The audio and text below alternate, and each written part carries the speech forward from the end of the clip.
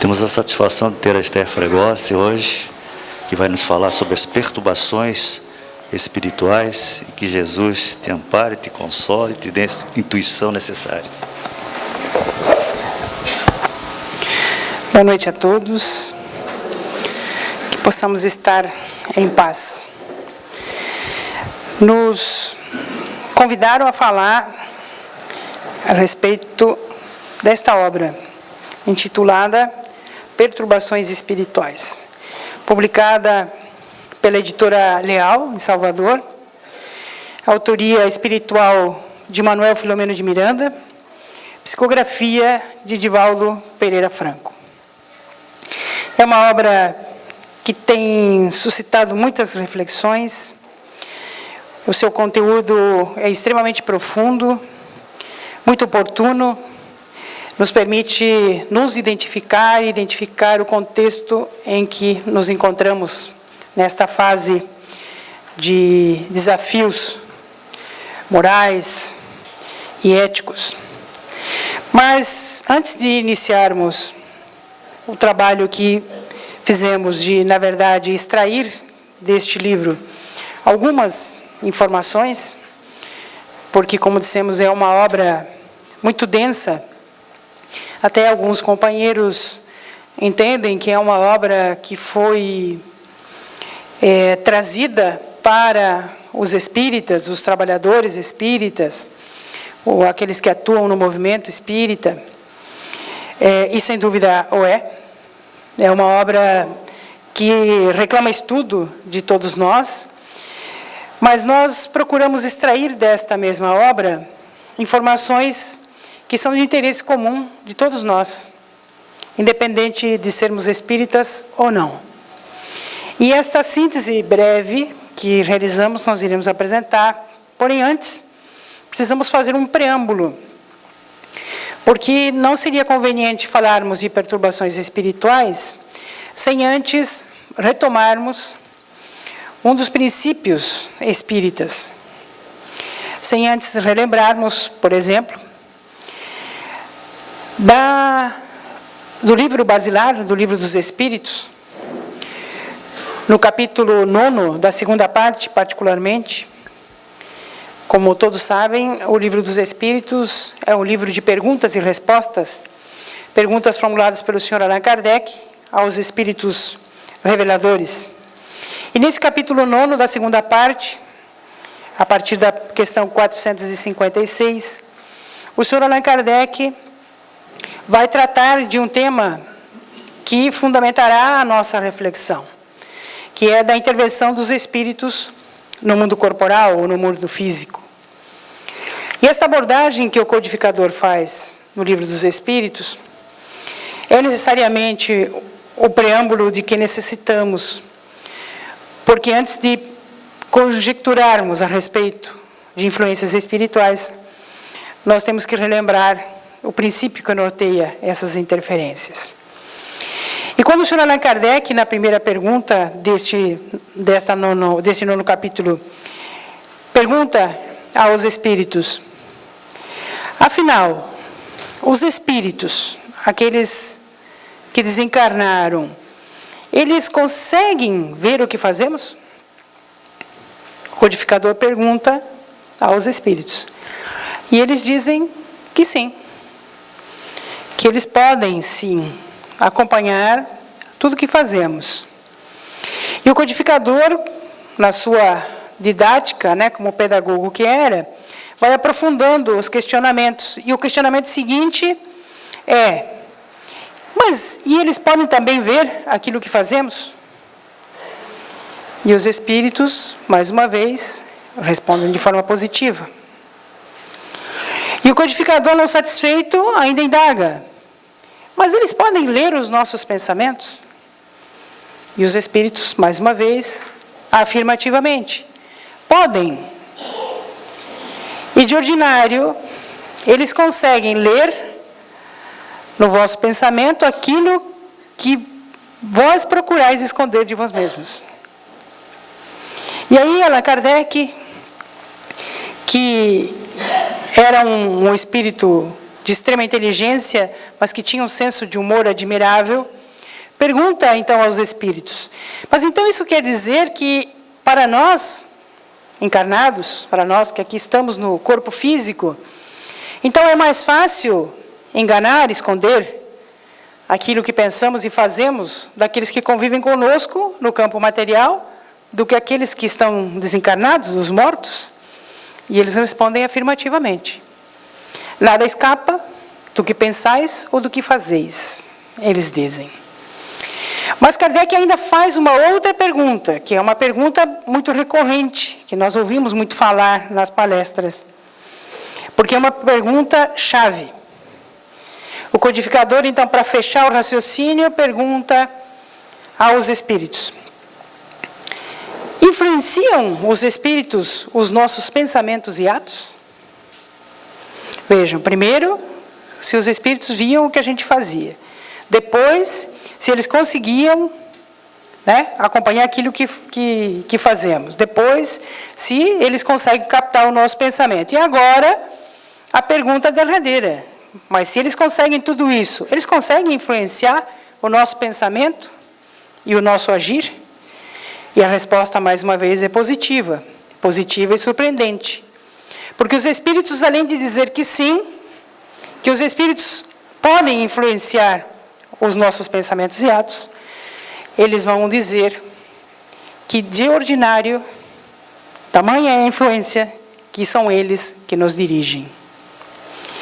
E essa informação, quando ela é lida sem uma reflexão mais ampla, sem considerar o contexto dos princípios espíritas, ela de forma isolada, ela pode parecer um tanto fantasiosa, pessimista. Mas como assim os espíritos nos dirigem? Alguns, mais espertinhos, vão achar a desculpa que faltava, né? Ah, não, mas então tudo aquilo que eu estou fazendo de errado, tudo aquilo que não dá certo comigo, são os espíritos. São os espíritos que estão me influenciando de forma negativa. Já aqueles que procuram fugir das responsabilidades vão atribuir aos espíritos tudo o que acontece de ruim, se eximindo da responsabilidade. Mas, na verdade, essa resposta que os espíritos tutelares nos trazem, e nos trouxeram no século XIX, e ainda hoje, nós muito temos a refletir em torno disso, nos remete a uma reflexão profunda. Mas por que esta sintonia, esta interação, esta relação que estabelecemos com o mundo espiritual, será mesmo que ela é assim tão pungente?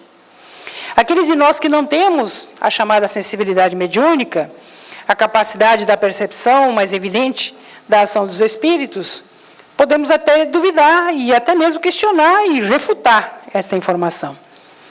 Mas o fato é que esta lei que se estabelece de relação entre o mundo físico e o mundo corporal, através do pensamento, ela é uma realidade.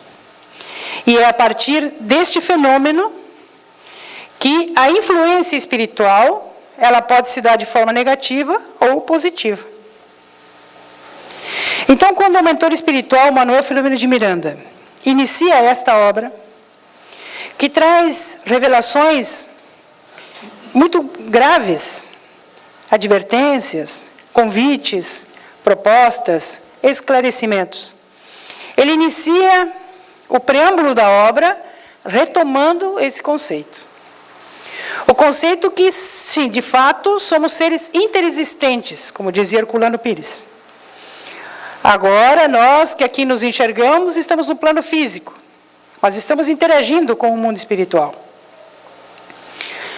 Mais adiante estaremos do lado de lá, e outros estarão aqui no campo físico, mas sempre em interação constante.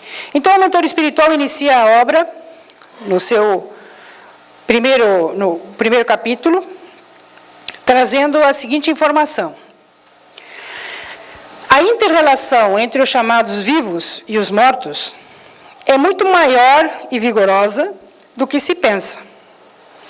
Graças à lei das afinidades, há uma poderosa atração entre os semelhantes vibratórios, especialmente no moral e no intelectual. Conforme as aspirações íntimas e comportamentos, cada ser respira a psicosfera que emite e transita no campo vibratório que constrói.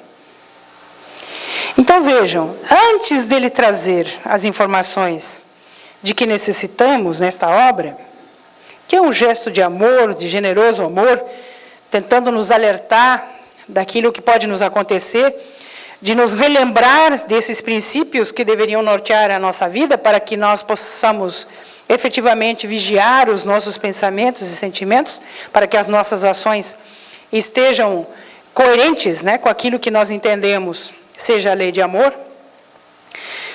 O Espírito vem, então, relembrar o conceito. Essa inter-relação, ela não só é real, como ela é maior e mais vigorosa do que nós estamos considerando na atualidade. E vejam que esta obra está sendo publicada no meio espírita, portanto, ela está endereçada àqueles de nós que já estamos convencidos de que somos espíritos imortais e que, portanto, temos essa relação entre os dois planos de forma natural. Então, ela é maior e mais vigorosa. Mas por que ela se estabelece, ou como ela se estabelece? Através da lei de afinidade. Então, não são todos os espíritos que nos influenciam, positivo ou negativamente. Nós estaremos escolhendo as nossas companhias espirituais pela afinidade. E então é por isso que ele diz que cada um de nós, com as escolhas que fazemos das nossas aspirações íntimas e os nossos comportamentos, passamos a criar a ambiência espiritual que nos identifica. Passamos, portanto, a nos relacionar com os espíritos que se afinizam com esta nossa essência. E esse preâmbulo não é por acaso que é colocado desta maneira, não só para contextualizar o conceito espírita da comunicabilidade ou da influência que os espíritos podem exercer sobre nós, mas principalmente para nos colocar sob a ótica de que tudo aquilo que nos acontece é criação nossa. Tudo aquilo que nós estamos vivenciando, seja no mundo íntimo, seja no mundo exterior, é fruto das nossas construções. E vejam que só isso já é extremamente grave. Grave no sentido de importante. Porque não estamos mais à mercê de uma vontade humana, né, atribuída a Deus. Um Deus que ora é generoso, ora é impiedoso. Não somos mais vítimas do destino. Somos seres criados para sermos perfeitos, numa jornada evolutiva, galgada passo a passo, individualmente por cada um de nós, sem favorecimento, né, e sem perseguição. Na justiça, né, que é atributo divino. Então, diante desta constatação, se nós criamos o ambiente espiritual que nos define, pelas escolhas dos nossos pensamentos e emoções, e as nossas companhias, no plano físico e no plano espiritual, reflexo do nosso comportamento, é a lei de afinidade que define o que somos. Nós, portanto, somos responsáveis pelo panorama que aí está. E às vezes nós ficamos pensando, quando vemos essas notícias nada promissoras, né, que a mídia divulga com tanta ênfase, repetindo incansavelmente. Não vejo nenhuma ação no bem que seja repetida em chamadas contínuas, mas tudo que é ruim, tudo que é negativo, é repetido incansavelmente. Quando a gente se depara com essas realidades, naturalmente nós tendemos a achar que aquilo lá, aquela situação, ela é efeito e responsabilidade de outrem. Quando o Espiritismo nos chama à realidade de que somos seres criados, simples e ignorantes, destinados à perfeição, e que galgamos essa caminhada de forma solidária e, através das reencarnações, nos encontramos e desencontramos incontáveis vezes. E que aquilo que nós estamos produzindo em forma de pensamento, aquilo que nós estamos emitindo em energia através das nossas emoções, é sim o componente que faz a psicosfera do nosso planeta. Então, de forma geral, todos nós somos responsáveis por tudo que acontece. Se todos nós fôssemos espíritos puros, se todos nós estivéssemos próximos da angelitude, claro que não haveria violência nem desigualdade. Mas porque nós ainda estamos no processo evolutivo, esta realidade hoje, que parece obscura, é um processo, é uma etapa que haverá de ser vencida, mas desde que nós estejamos conscientes de que tudo aquilo que produzimos do ponto de vista vibratório terá sua repercussão no campo material, aqui e agora, e terá sua repercussão no mundo espiritual. Então, a lei de sintonia nos coloca nesta condição de sermos os responsáveis pela realidade que nos cerca. E o espírito benfeitor, no mundo espiritual, vai em busca de outros mentores para trazer informações importantes que, de alguma forma, explicam o que está acontecendo no nosso planeta. Nós já sabemos que estamos numa fase transitória, que estamos saindo de um mundo de provas e expiações para um mundo de regeneração. Então, estamos numa etapa transitória entre uma realidade e outra. Estamos, portanto, construindo esse mundo de regeneração. E os espíritos, generosamente, vêm, através da mediunidade, de Divaldo Franco, nesta obra particularmente, nos tentar explicar o que está acontecendo e por que está acontecendo. Então, a revelação começa, e é claro que é uma síntese da síntese, com a seguinte afirmativa. As forças do mal, que um dia praticamente dominaram a Terra, no período da Inquisição, e os fanáticos espirituais de antigas doutrinas que detestavam Jesus, uniram-se no mesmo campo de batalha contra os que consideram seu inimigo comum, Jesus. Então vejam, há um exército de espíritos que desde aquela época remota do período da Inquisição, somados aos outros fanáticos espirituais de outras crenças e denominações, se uniram agora para, juntos, tentarem combater aquele que eles consideram o seu inimigo maior, que é Jesus. Porque o convite e a proposta de Jesus é a vivência do amor, em síntese. E é uma síntese profunda. E Jesus revolucionou o mundo a partir da sua chegada há mais de 2000 anos com essa proposta, que até hoje ecoa. Mas quantos de nós cristãos estamos efetivamente vivenciando esse convite de Jesus? Então os espíritos se arregimentaram, aqueles que sofreram, entre aspas, foram vítimas na época da Inquisição, e tantos outros se uniram então agora para formar esse exército.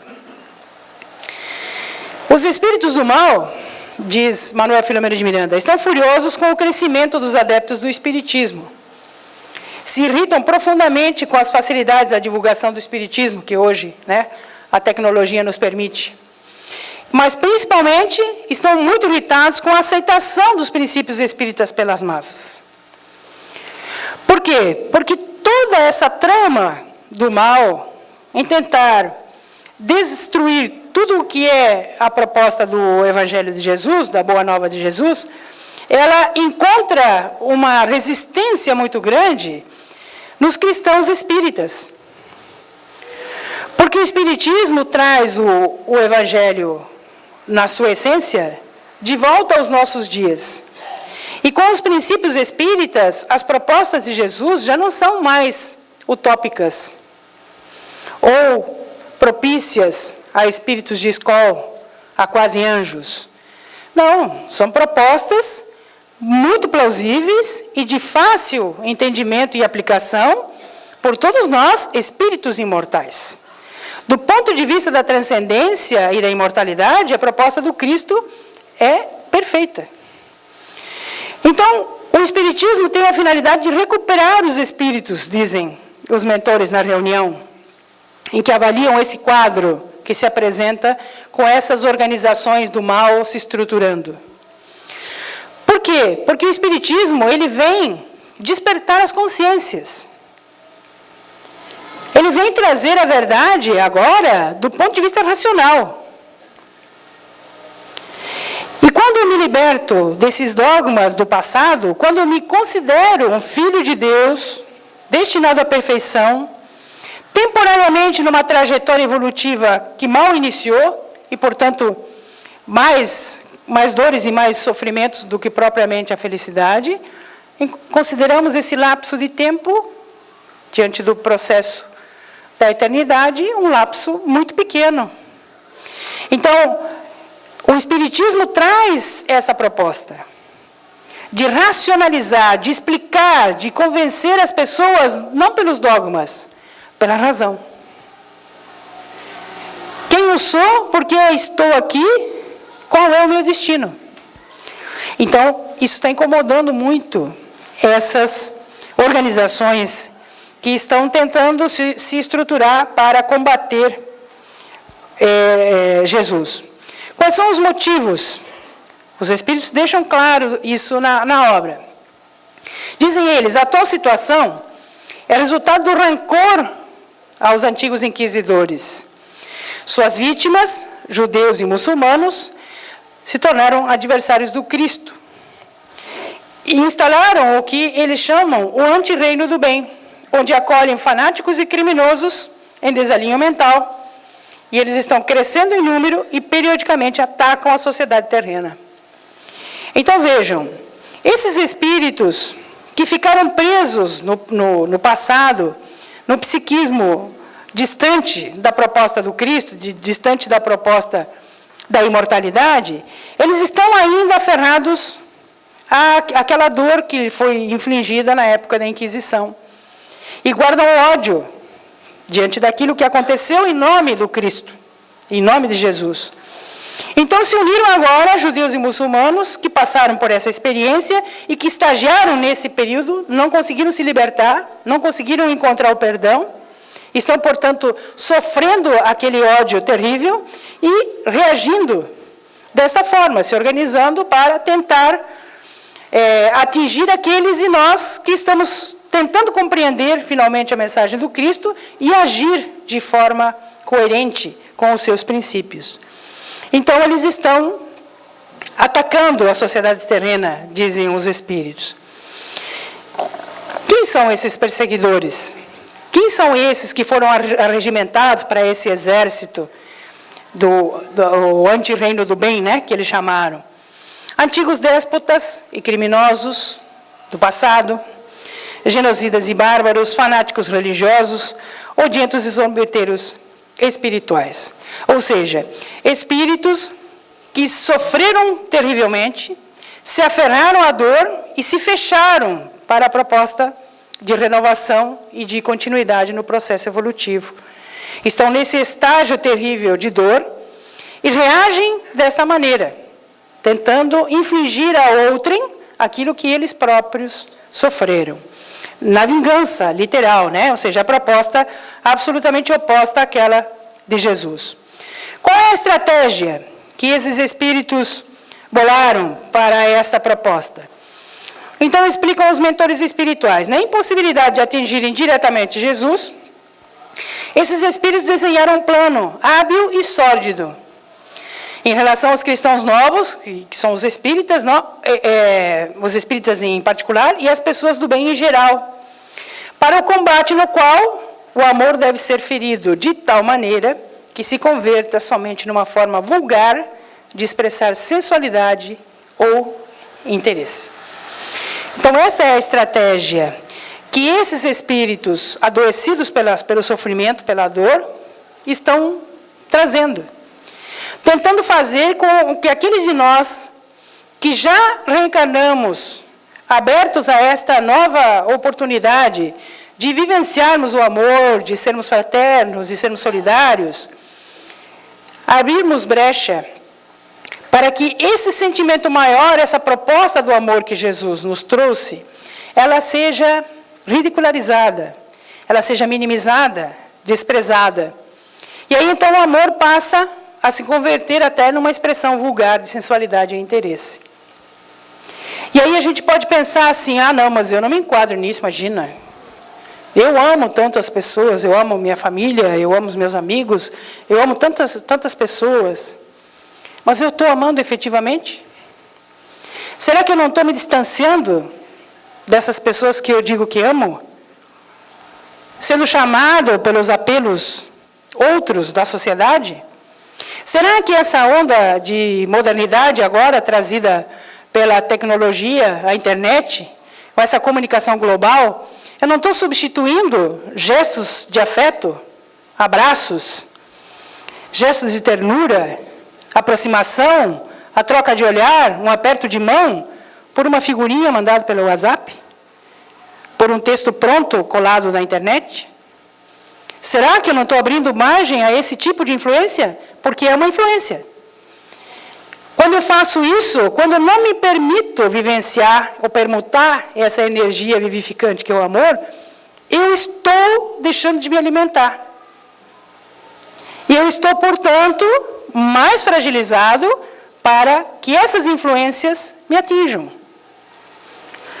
Então, nós precisamos refletir. Porque parece uma estratégia que é hábil do ponto de vista dos espíritos e sórdida, mas parece que não está assim tão próxima de nós. Mas sejamos honestos e avaliemos se o nosso comportamento hoje é o mesmo que há 5, 6, 7 anos atrás. Se nós estamos estabelecendo o mesmo tipo de rotina de relacionamento que tínhamos na década passada. Se estamos efetivamente valorizando a permuta de encarnados, ou se estamos trocando esta alimentação ou retroalimentação entre nós, que o olhar nos permite, o abraço permite, o beijo, a ligação, mesmo que seja fora de hora, que nos aproxima vibratoriamente, por esses mecanismos frios que hoje a modernidade nos traz. Precisamos refletir, porque essa é a estratégia deles. Nos distanciar daquilo que nos alimenta, nos fragilizar. Porque fragilizados, então, seremos alvos mais fáceis. Diz ainda o mentor espiritual que existe um programa de obsessão em massa. Eles atuam, eles não têm tempo a perder. Então, eles não vão atuar individualmente. Eles vão procurar alguma coisa que atinja o maior número de pessoas. Então, vejamos agora, por exemplo, nessa crise política que estamos vivenciando. Com a mídia bombardeando, ora ganha um, ora perde o outro, e no final das contas, todos nós perdemos. E nós tomamos partido, ou de um lado ou do outro. Defendemos o nosso ponto de vista.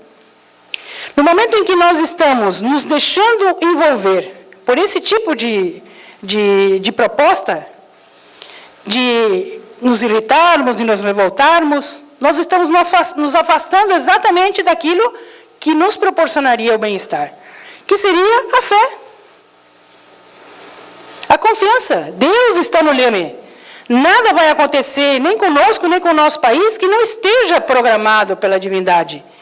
E Deus é amor, é justiça. Então, nós não poderíamos nos deixar levar pelo desespero, pelo desânimo, pela irritação com este e com aquele. Amigos de longas datas brigando por causa de política. Não sei se aconteceu com vocês, mas comigo aconteceu várias situações desse tipo. O que é isso, senão uma obsessão coletiva? Estamos nós cedendo o nosso campo mental, as nossas belíssimas emoções, para esse tipo de conluio. Nós estamos escolhendo o lado errado. Não do ponto de vista da política, do ponto de vista do ser imortal que eu sou. Independente de eu tomar partido de A ou B, aquilo que tiver que acontecer, vai acontecer. E se eu sou alguém que realmente ama Deus e crê em Deus, eu não posso me dar o luxo de me desestruturar e de somar com essa massa que hoje se perturba e que sai às ruas em atos de violência. Eu não vou à rua em manifestações violentas, mas eu estou em casa mentalmente irradiando que tipo de pensamento? Que tipo de sentimento?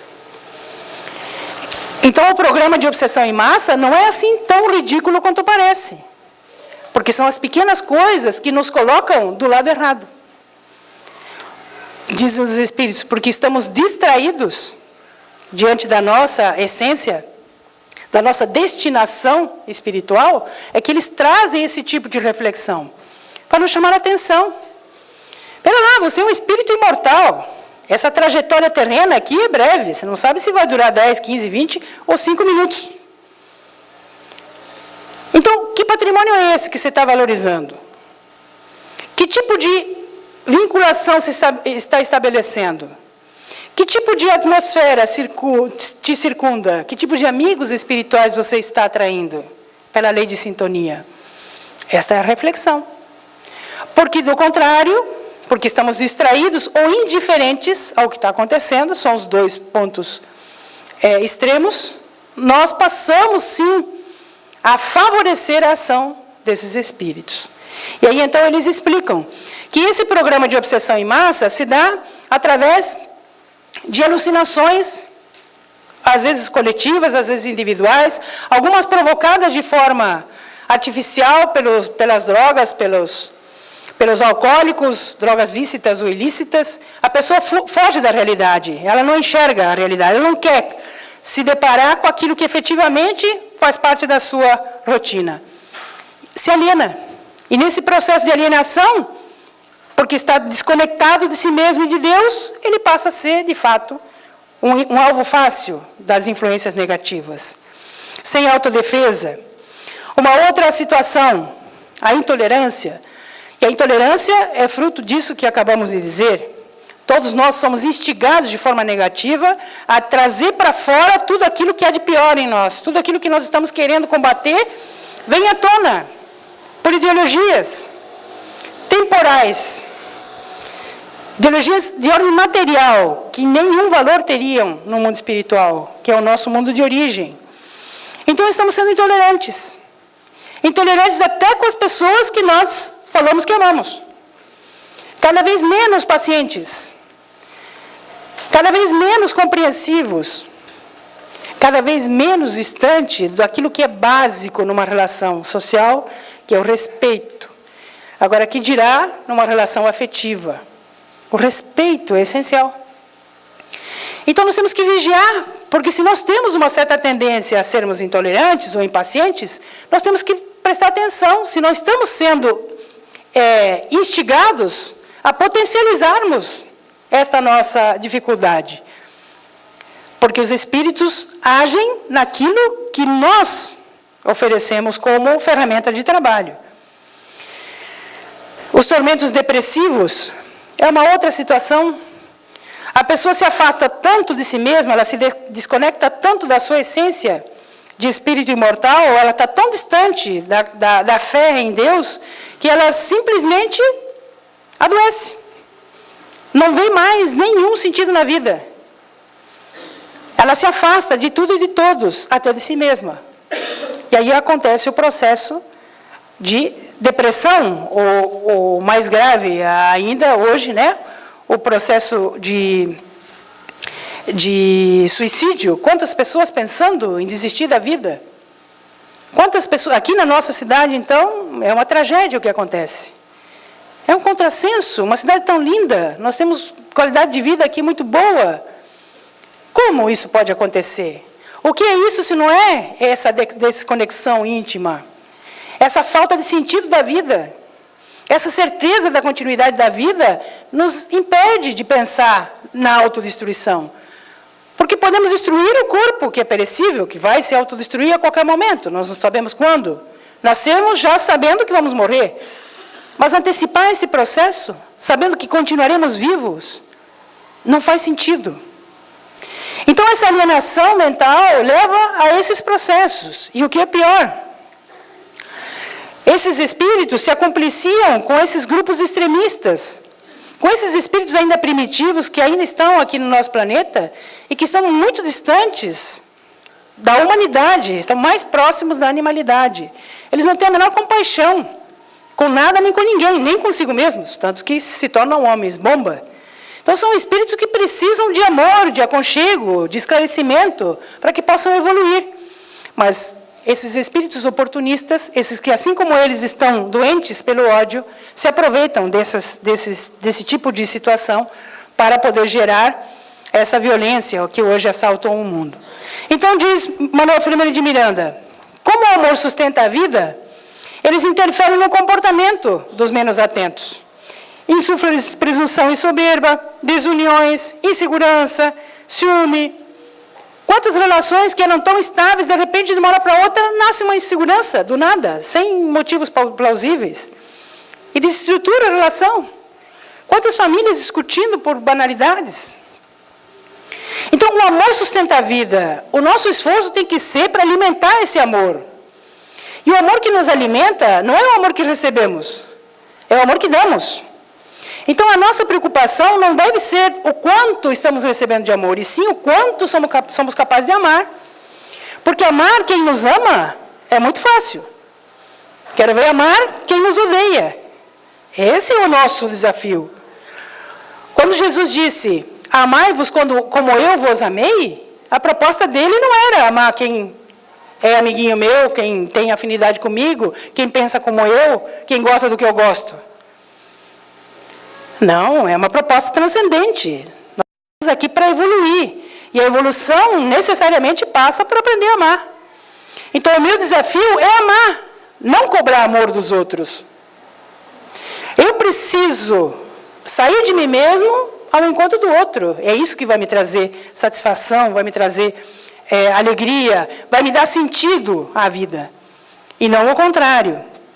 Pois bem, então o que eles fazem? Eles convidam os cidadãos a ações violentas. E do nada, a gente vê aí nas ruas as pessoas se revoltando, linchando outras pessoas inocentes que não tinham nada a ver com a história. O que são? Reações violentas. De momento ali, não houve nenhum planejamento. Então, é obsessão coletiva. Os espíritos se aproveitam daqueles momentos para insuflar essas emoções negativas que se agigantam. E que, como nós somos essa vibração coletiva, uma vibração vai contaminando a outra e o todo se desarmoniza. Assim como nós aqui, como disse muito bem o nosso amigo Adilson, quando chegamos aqui, o ambiente foi preparado. Os espíritos bondosos estão aqui, nos abraçando, nos aconchegando. A gente fica emocionado só de entrar aqui. A sensação de aconchego, de ternura, de consolo, mesmo sem ouvir uma palavra, ela faz parte do ambiente desta casa. O que é isso? É uma construção. São as emanações dos pensamentos dos trabalhadores que aqui estão e que atuam em nosso benefício. Não acontece o mesmo em outros lugares ali fora. É por isso, é essa a realidade. Agora, eu, ser humano individualidade que sou, em qualquer lugar que eu esteja, eu posso preservar a minha ambiência espiritual. O meu campo vibratório, porque sou eu que escolho o que eu vou pensar e o que eu vou sentir e de que forma que eu vou agir. Vejam o que os espíritos estão tentando nos dizer. Nós temos que fazer a diferença. Nós já sabemos disso. Muitas pessoas ainda desconhecem. Mas nós já sabemos. Então precisamos estar atentos e não distraídos, né? Como diz aqui, menos atentos, o bondoso benfeitor. Então, dizem os espíritos, diante do desequilíbrio mental e emocional, a que nós nos submetemos de livre vontade, chegam as viroses e doenças estranhas. Né? Quantas doenças que surgem ali que não tem diagnóstico. A pessoa adoece, fica mal, sofre durante dias e os médicos não conseguem achar um paliativo. O que é isso? É desajuste do espírito que afeta o corpo físico. Então, todas essas situações, vejam, são resultado do desequilíbrio que cada um de nós estabelece para si próprio. Quer dizer, até as doenças são nossa responsabilidade. Paramos para pensar? Por que um pega uma virose e o outro não pega? Estão no mesmo ambiente. Por que isso acontece? Temos que parar de pensar do ponto de vista da matéria e temos que passar a refletir do ponto de vista do espírito. E é isso que esse livro tenta nos fazer pensar. Não só no aqui e no agora, mas o amanhã, com base nessas informações. Então dizem os espíritos que esse exército do mal, ele tem uma metodologia, e essa metodologia é a debilidade moral. Ou seja, aqueles de nós que não oferecemos resistência. Aqueles de nós que ficamos passivos, e tudo aquilo que chega a nós a gente aceita. Pensa que tudo é coisa nossa, vem de mim, e eu alimento e vou vivendo assim. Eu preciso raciocinar e usar aquela informação valiosa de Jesus. Vigiai e orai. Porque nesse momento de crise que o mundo está vivendo, nessa transição, não somos nós só aqui no Brasil, isso é o mundo inteiro, em qualquer país do mundo, é uma crise moral. Nós estamos agora iniciando uma nova etapa, e tudo isso precisa vir à tona. Quando a gente quer limpar um recipiente com água que está parada, o que vai acontecer no primeiro momento? A água vai turbar, quando mexer, o fundo, a sujeira vai subir. Mas depois vai limpar. Esse processo de decantação acontece conosco também, mas nós precisamos ser resistentes. Precisamos estar atentos a essa metodologia para podermos nos defender. Então, dizem eles, a intriga e a infâmia é uma outra arma, mortífera, segundo eles, de grande alcance para denegrir os companheiros e lançá-los uns contra os outros. E quantas experiências desagradáveis nós vemos no cotidiano. E vou de novo aqui citar as redes. Eu não sou contra o Facebook nem nada disso. Eu sou contra a forma como nós utilizamos, às vezes, de forma indevida. Quantas vezes a gente vê as pessoas colocam uma informação, uma multidão, se tivéssemos na época do Cristo, seriam apedrejando a pessoa que foi colocada na vitrine lá, sem base nenhuma. E daqui a pouco se descobre que não era nada daquilo. Mas o estrago já foi feito. Aquilo que foi emitido como pensamento, aquilo que foi dito como palavra, aquela atitude que nós tomamos, não volta mais.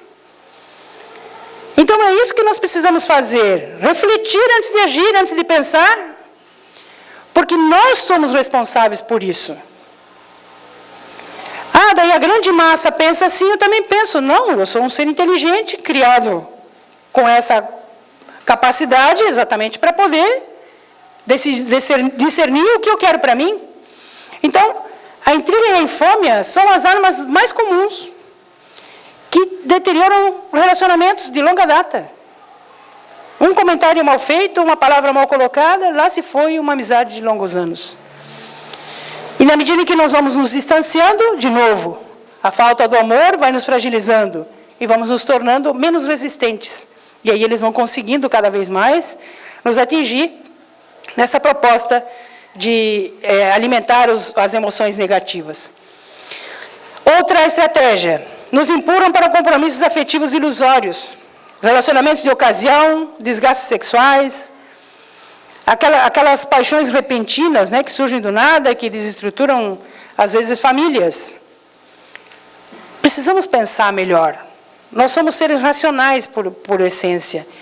E o coração ele tem que ter essa pausa para a reflexão, não simplesmente se guiar pelos instintos. Atacam os servidores do bem, que menosprezam os deveres, deixando-se atrair por rivalidades e disputas, por projeção enganosa, etc.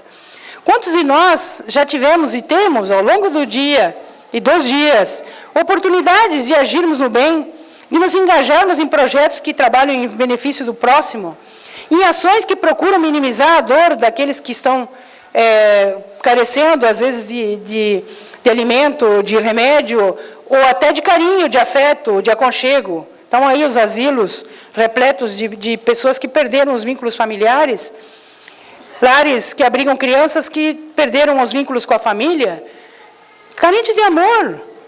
E quantas vezes postergamos a possibilidade de colaborarmos com esse tipo de trabalho, atendendo outros apelos imediatistas, materialistas, que nos tiram a oportunidade de sermos felizes. no momento em que vamos doar aquilo que nós temos efetivamente, que é o amor. Então precisamos estar atentos, porque essas são as revelações que o mundo espiritual traz. Mas olhem só a advertência. Eles se deram o trabalho de transcrever a fala de um desses líderes das falanges do mal. E olha o que o líder da falange diz: somente agimos quando encontramos reciprocidade mental e afinidade emocional. Portanto, não seremos todos nós marionetes desses espíritos mal intencionados. Não poderá qualquer espírito fazer de nós pessoas que não somos. Eles encontram em nós essa reciprocidade mental, e é ali que eles entram em ação, potencializando aquilo que estamos pensando. E isso se dá do ponto de vista positivo e do ponto de vista negativo. Quando nós escolhemos a prece como recurso, na hora em que o desequilíbrio chega, na hora em que oramos, sinceramente, a nossa vinculação se dará por reciprocidade com espíritos bons. Agora, se diante de uma situação de conflito, nós optamos pela violência, pela raiva, pela perturbação, nós vamos nos vincular com espíritos inferiores. Então, eles só poderão agir quando encontrarem em nós elementos negativos a trabalhar. Portanto, está nas nossas mãos impedir que esse ataque que eles planejaram alcance êxito. Porque se todos nós estivermos atentos, vigiando as nossas emoções e pensamentos, agindo de forma coerente com aquilo que defendemos, sendo efetivamente os soldados do Cristo, nada disso vai nos atingir. Então, esses espíritos do mal, eles não têm superpoderes. Eles não conseguem dominar as pessoas. Eles sugerem, eles propõem. E às vezes nós, distraídos, aceitamos o convite. É assim que eles estabelecem o vínculo. Então não há imposição. Quando se fala em obsessão coletiva, às vezes se pensa assim, uma dominação. Não há. O espírito não consegue gerar em nós aquilo que não é nosso. Então, a vinculação se dá pela reciprocidade mental e emocional. Mas quais são as providências superiores?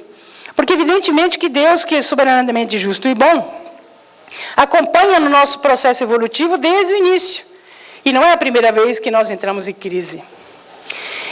E Ele, então, sabedor das nossas fragilidades, permite que esse tipo de informação trazida pela mediunidade nos alerte, nos mantenha acordados, desperte a nossa consciência para aquilo que já sabemos. E, além disso, há outras providências que são tomadas em nosso benefício, para minimizar esse impacto que pode ser provocado por esses espíritos mal intencionados. Então, grupos de vigilância e oração estão em plantão a partir do momento em que foi detectada esta trama, no mundo espiritual, para que essas vibrações de amor vinda dos espíritos bons minimize esse efeito negativo que as mentes perturbadas poderiam causar. Existem mais de 500 grupos especializados em desobsessão que atuam no plano físico e no plano espiritual para tentar resgatar esses espíritos que estão nessa condição. Porque a nossa preocupação não é somente com o mal que eles podem vir a causar, é com o sofrimento que eles estão carregando ao longo dos séculos. Eles precisam ser libertados disso. Eles precisam reconhecer o que nós já reconhecemos. Eles precisam do amparo, do aconchego, do consolo, que a mensagem do Cristo traz e que o Espiritismo redivive. Então, esses grupos especializados buscam o resgate desses espíritos que se engajaram nesse trabalho de desequilíbrio.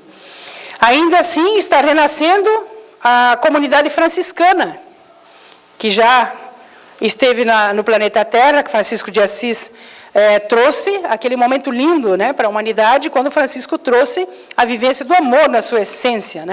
Ele foi um convite que marcou a humanidade. Até hoje, Francisco de Assis é referência para nós. Então, essa comunidade franciscana está reencarnando. E o livro traz informações mais detalhadas ainda de outras programações reencarnatórias, de grandes vultos da ciência, da tecnologia, mas também na área das artes, que impactaram no passado e que hoje voltam para tentar, através da arte, nos sensibilizar. Mas a notícia mais bonita é que o próprio Francisco de Assis está programado para reencarnar em breve, para ajudar nesse processo de reencontro nosso com o amor, né, que ele tão bem exemplificou quando esteve aqui na última encarnação. Os planos superiores, portanto, são preparar as mentes e os corações para o reestabelecimento dos milagres do amor. Ou seja, tentar fazer com que aqueles de nós que já estamos espertos, que já sabemos esses princípios que norteiam a nossa vida, possamos nos abrir, preparar as nossas mentes e corações, vigiar as nossas nascentes íntimas, para podermos estar em sintonia com esses espíritos benfeitores que buscam a promoção do mundo de regeneração. Então, esses milagres do amor é a chave para aquilo que é efetivamente necessário que se faça, ou seja, que nós busquemos a vivência do amor na sua essência mais pura, a cada momento, a cada instante, porque é dando que se recebe, disse Francisco de Assis. E esse exercício de sair de nós é que vai fazer não só de nós pessoas imunes a esta influência negativa que poderia nos perturbar, como ainda nos propiciará, né, a alegria legítima de poder oferecer o que há de melhor em nós. O sorgimento moral dos afetados, então, novamente, aqui os espíritos repetindo a intenção de resgatar esses espíritos sofredores que estão equivocados, ainda afetados pelo ódio, incapazes de encarar a sua realidade de espírito imortal. E, principalmente, o despertamento dos adormecidos na indiferença.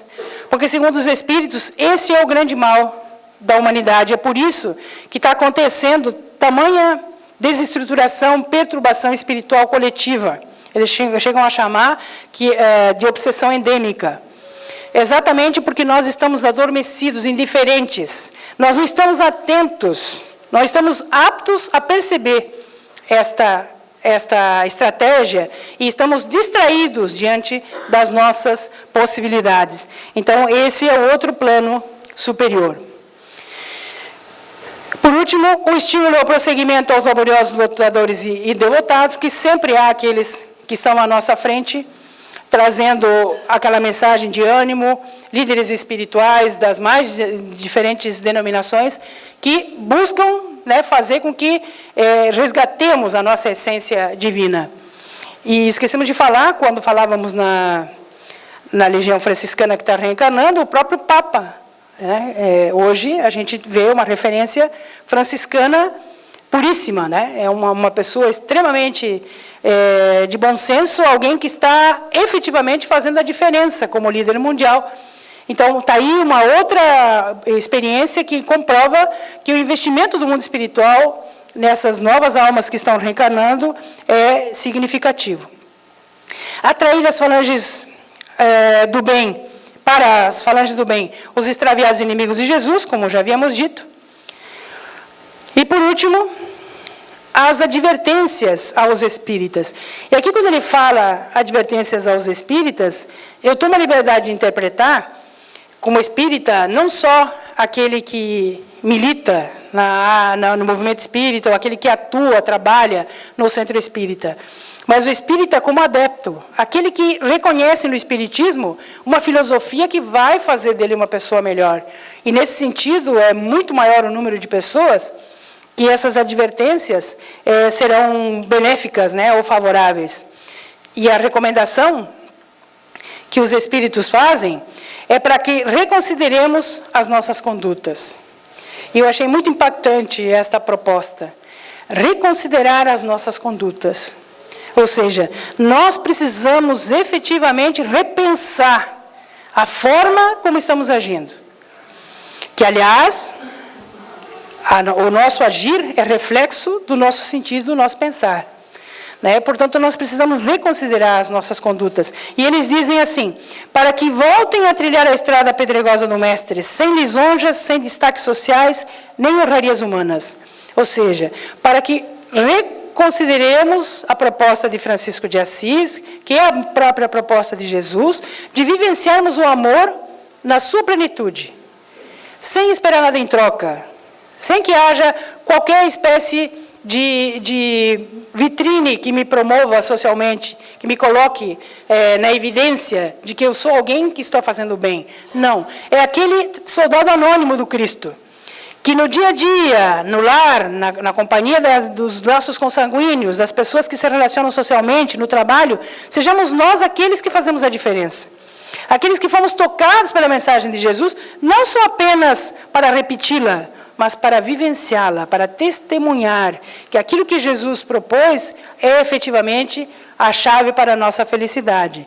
Então, reconsiderar as nossas condutas. Só essa recomendação já vale o livro inteiro. Porque nós passamos a viver no automatismo e vamos repetindo dia a dia e não para avaliar. Normalmente, avaliamos a situação em torno, encontramos responsáveis por essa e aquela situação que nos desagrada e dificilmente nos colocamos na condição de sermos humildes para perceber que sempre haverá um tanto de responsabilidade nossa em tudo aquilo que nos acontece. Então, reconsiderar as nossas condutas é a grande advertência.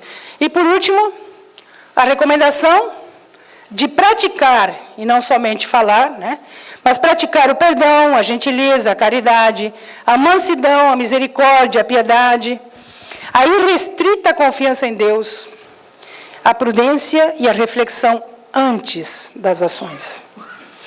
Nós poderíamos evitar muito do mal que acontece se realmente refletíssemos antes de agir. Se realmente soubéssemos frear os nossos pensamentos para que aquele dardo mental não atinja ninguém, porque a responsabilidade daquele dano será nossa. Então, nós precisamos construir, dentro da nossa estrutura íntima, uma fortaleza que nos recoloque naquela condição daqueles que amamos e que sentimos alegria por amar e que não estamos apenas desejosos de sermos amados. Porque no momento em que nós nos estruturarmos dessa maneira, estaremos nos fortalecendo aquela fortaleza moral que os Espíritos falaram, que anda baixa entre nós. Nós precisamos resgatar isso para podermos nos tornar imunes a essa investida das trevas em nossa direção.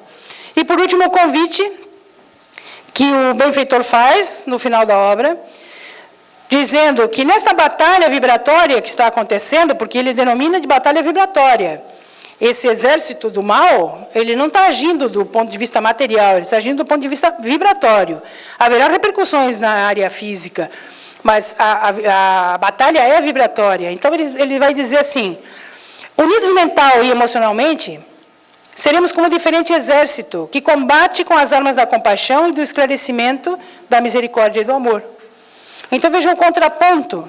É a outra face que Jesus nos propunha já há 2000 anos. Não é simplesmente nos blindarmos para que as pessoas que sentimos, né, estão sob efeito de perturbação ou desequilíbrio temporário, não nos afetem. Não, ao contrário. É nos munirmos de amor desses sentimentos nobres para ir ao encontro do outro. E oferecer aquilo que ele precisa, despertar o outro para aquilo que nós já fomos chamados. Esse é o nosso grande desafio. Então, a proposta do mundo espiritual não é que saiamos aí formando um outro exército e enfrentando os soldados do mal. É que nos municiemos das armas, da compaixão, da misericórdia e do amor, para darmos a contrapartida e neutralizarmos esta ação que eventualmente possa ainda encontrar guarida.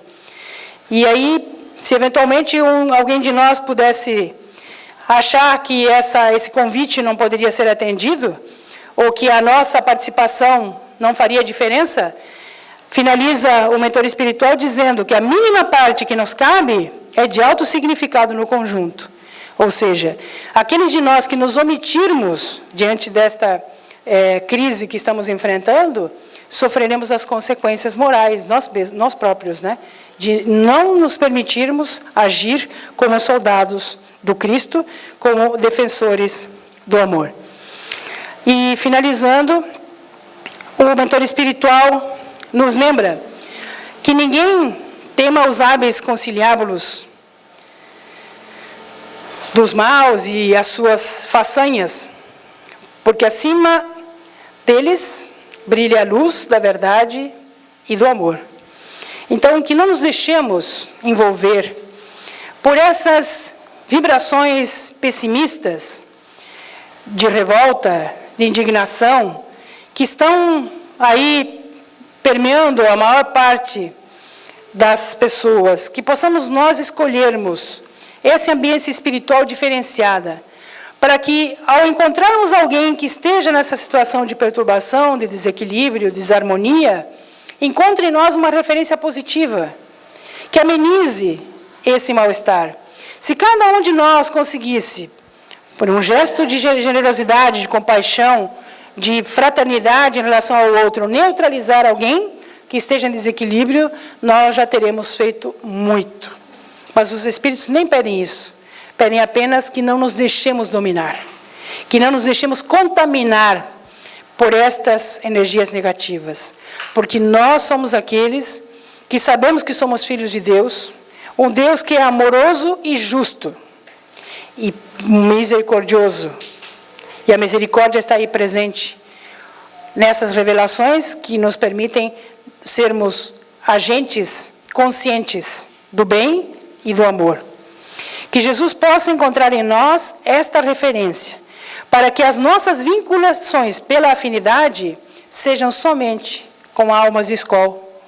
Que a prece seja o nosso principal recurso, para que em qualquer instante sejamos nós aqueles que, na escuridão da sombra, na penumbra em que se apresenta o panorama do Brasil, possamos acender a nossa pequena lamparina e dizer, não, eu tenho fé, eu confio em Deus, eu tenho certeza absoluta que essa fase irá passar e que nós usufruiremos de tudo aquilo que temos direito, porque nós construiremos com o nosso trabalho, com o nosso exemplo e com a nossa vinculação ao bem. Que os benfeitores espirituais nos abençoem para que a frase de Jesus não seja mais uma bela frase, mas que nós que já sabemos o que sabemos, efetivamente possamos fazer o que sabemos. Muita paz a todos. Que Jesus nos abençoe. Obrigado, Esther, pela reflexão da noite. Calou profundamente todos nós.